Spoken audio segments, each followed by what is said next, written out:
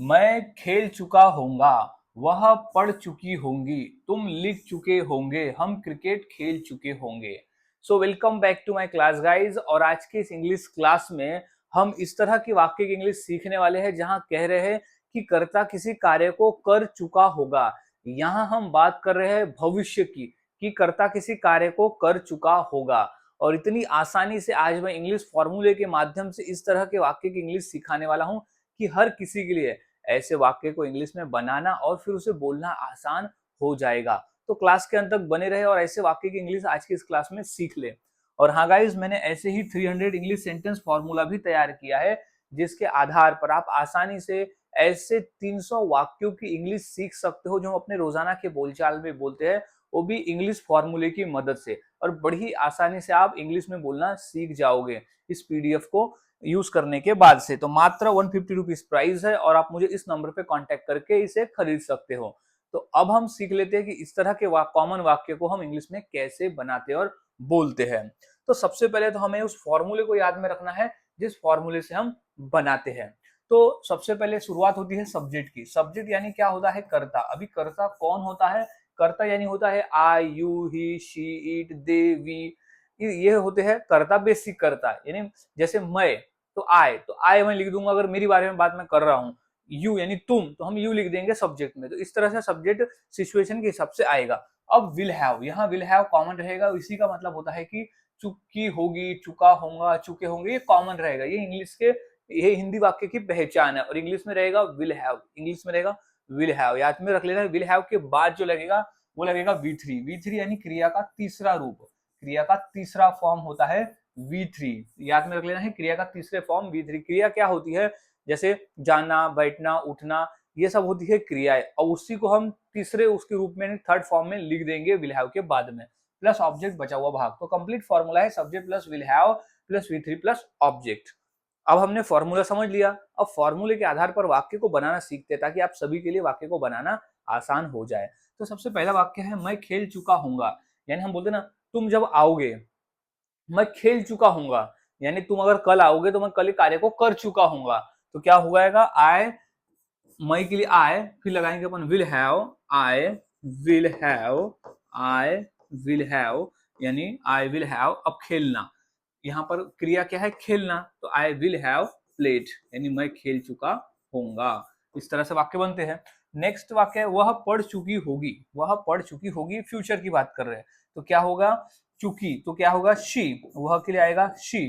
फिर लिखेंगे अपन will have, she will have, she will have, she will have. पढ़ना को हम इंग्लिश में कहते हैं रीड, लेकिन उसका जो थर्ड फॉर्म आता है वो भी हम लिखने को रीड लिख, लेकिन उसका जो उच्चारण है वो हम रेड करते हैं। तो हो जाएगा शी विल हैव रेड, यानी वह पढ़ चुकी होगी। इस तरह से वाक्य। नेक्स्ट वाक्य है तुम लिख चुके होंगे। तो क्या आएगा? सब्जेक्ट में सबसे पहले आ जाएगा तुम। तो तुम को हम बोलते हैं यू। यू के बाद हम लगाते हैं विल हैव। तो you will have, you will have, you will have. अब लिखना, लिखना क्या है? हमारा क्रिया है। तो यू विल हैव रिटन, यानी तुम लिख चुके होंगे। तो यू विल हैव रिटन। इस तरह से। अब है हम क्रिकेट खेल चुके होंगे। हम क्रिकेट खेल चुके होंगे, भविष्य में खेल चुके होंगे। तो इसकी इंग्लिश क्या हो जाएगी? सबसे पहले हम लिख देंगे वी, क्योंकि वी हमारा जो है वो सब्जेक्ट है। फिर उसके बाद हम लिखेंगे we will have, we will have, we will have played. खेलना, क्रिया क्या है? खेलना। तो क्या हो जाएगा? प्लेड। थर्ड फॉर्म प्ले का प्लेड। प्लेड क्या? क्रिकेट। तो we will have played cricket, यानी हम क्रिकेट खेल चुके होंगे। तो गाइज इस तरह से वाक्य बनते हैं और बोले जाते हैं। कुछ और वाक्य देख लेते हैं और आसानी से समझने के लिए। जैसे नेहा खाना बना चुकी होंगी, भविष्य की बात करें कि नेहा खाना बना चुकी होंगी।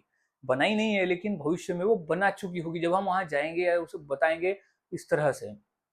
तो सब्जेक्ट, सब्जेक्ट में सबसे पहले आ जाएगा नेहा। अब नेहा के बाद हम क्या लिखेंगे? Will have. तो Neha will have, Neha will have क्या कर चुकी होगी? खाना बना चुकी होगी। तो क्रिया क्या है? Neha will have cooked, Neha खाना बना चुकी होगी। तो नेहा विल हैव कुक्ड।